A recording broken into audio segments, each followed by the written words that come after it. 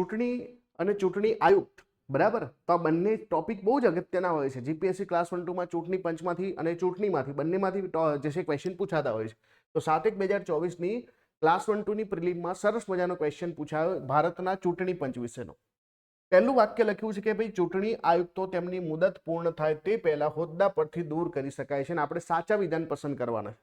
હવે થોડું ધ્યાન આપજો કે ચૂંટણી પંચની વાત કરીએ છીએ અને ચૂંટણી આયુક્તની વાત કરીએ છીએ. અત્યારે આપણા ભારતની અંદર ચૂંટણી પંચનું માળખું જે છે 1+2 છે.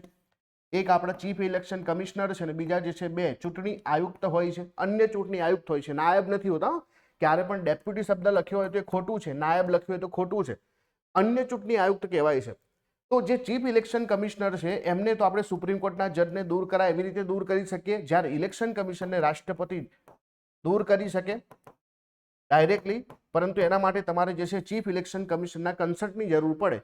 આ જો મુખ્ય ચૂંટણી આયુક્ત હા પાડે તો એમને દૂર કરી શકાય. તો એમના હોદ્દા જે છે મુદત પૂર્ણ થાય પહેલા દૂર કરી શકાય. તો બિલકુલ સાચું છે, દૂર કરી શકાય છે. પહેલું સાચું છે, દૂર કરી શકાય છે.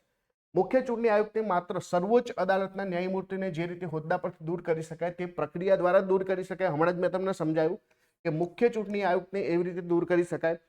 ત્રીજું વાક્ય છે બંધારણ નિવૃત્ત થતા ચૂંટણી આયુક્તને સરકાર દ્વારા આગળની કોઈ પણ નિમણૂક પર પ્રતિબંધ મૂકે છે. તો આપણે જાણીએ છીએ કે યુપીએસસીના ચેરમેન એના ચેરમેન ઉપર જે છે આવ્યો પ્રતિબંધ હોય છે, પરંતુ ચૂંટણી આયુક્ત જે છે એમના ઉપર આવો કોઈ પ્રતિબંધ હોતો નથી. એ ફર્ધર કોઈ જોબ પ્રાપ્ત કરી શકે છે, ડ્યુટી કરી શકે છે. એટલા માટે નિમણૂક પર પ્રતિબંધ જે છે મૂકવાની વાત ખોટી છે. તો પહેલું અને બીજું જે છે વાક્ય આપણું સાચું બનશે. 1 and 2 ઓનલી. 1 and 2 only.